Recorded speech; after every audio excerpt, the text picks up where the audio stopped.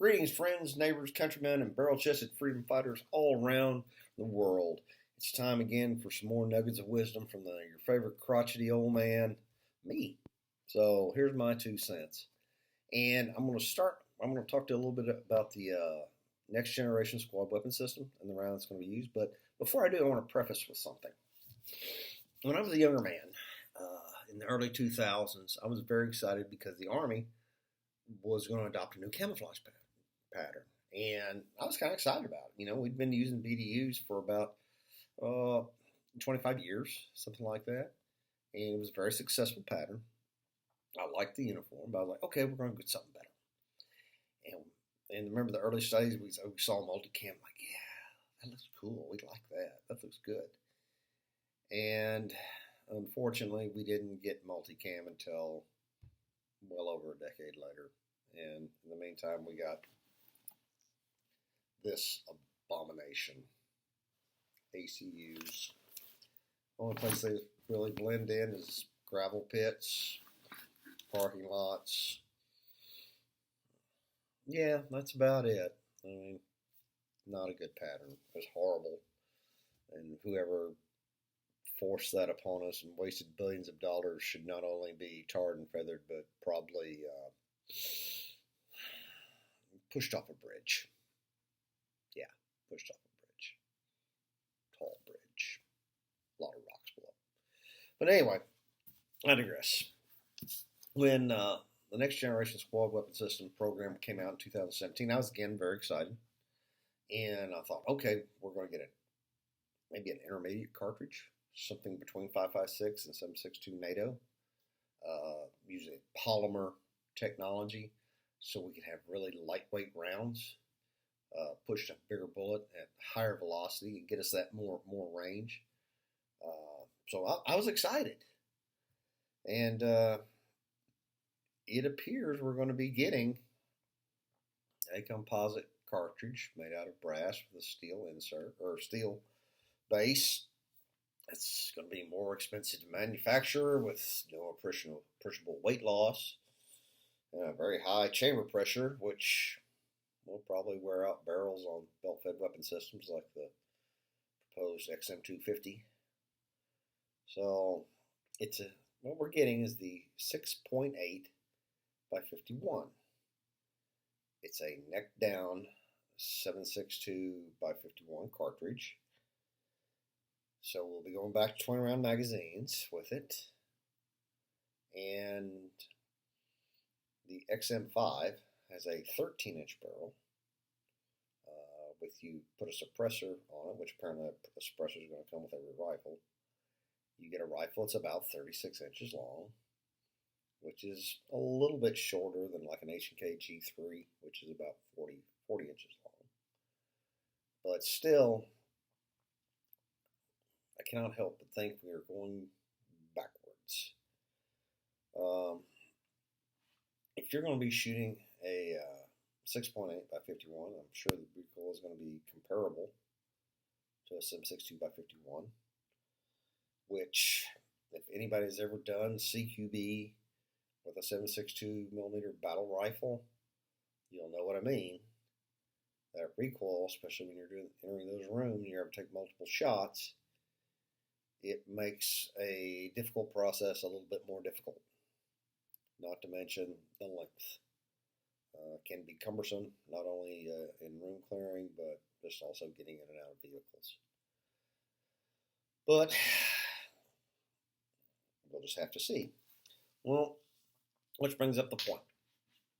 Apparently, every one of these weapons will be issued with a suppressor, which my concern about that is, we have a limited amount of defense dollars, and issuing a suppressed 6.8 by 51 battle rifle, I guess, does an admin clerk in the 275th Mess Kit Repair Company in Aberdeen, Maryland, need a suppressed rifle? I don't really think so. But again, I'm not chief of staff, so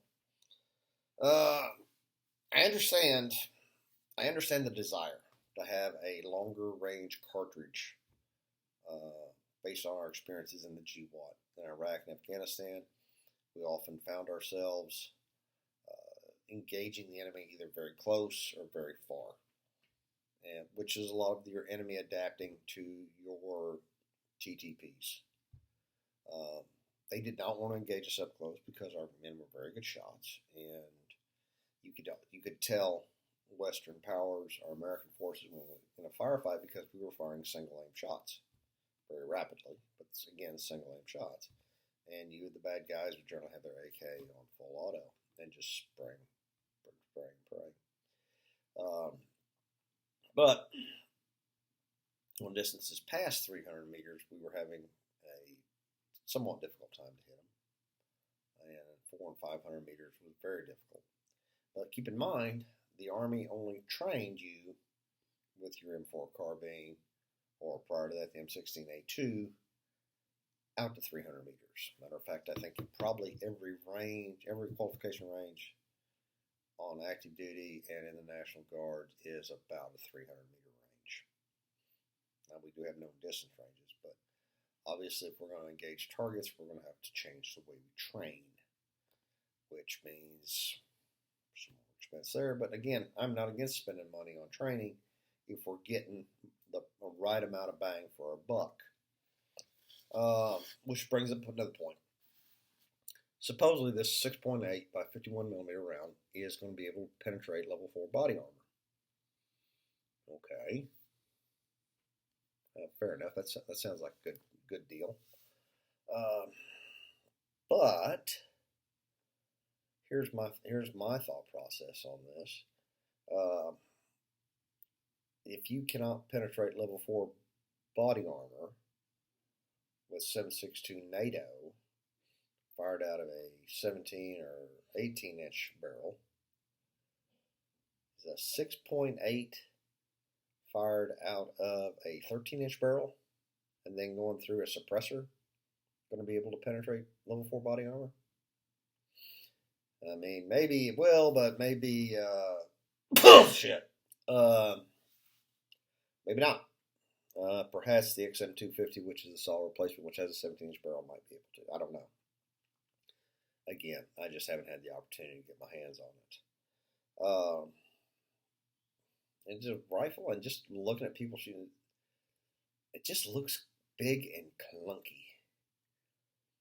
I don't know. I mean, I hope I am wrong about all of this.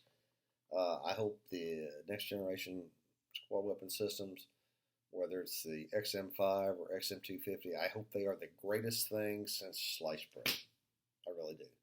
I hope they make our soldiers more lethal and better able to survive on the battlefield. I genuinely do. But we're just going to have to see. Now, before I go, a big shout out to the infantry guy in supply who runs violentarrivals.com for all your swag, especially if you're a part-time herd. And if you're a part-time herd, you know who you are. So this is the Delta Company shirt. Bam. So I'm going to include his link down below. So if you like what you heard or disagree with what you heard, feel free to comment, like, subscribe. If you don't like it, well, I still don't care either. There's going to be more wacky poop coming down the pipe shortly. So in the meantime, freedom fighters, let's watch our six. Let's continue to train, and God bless America.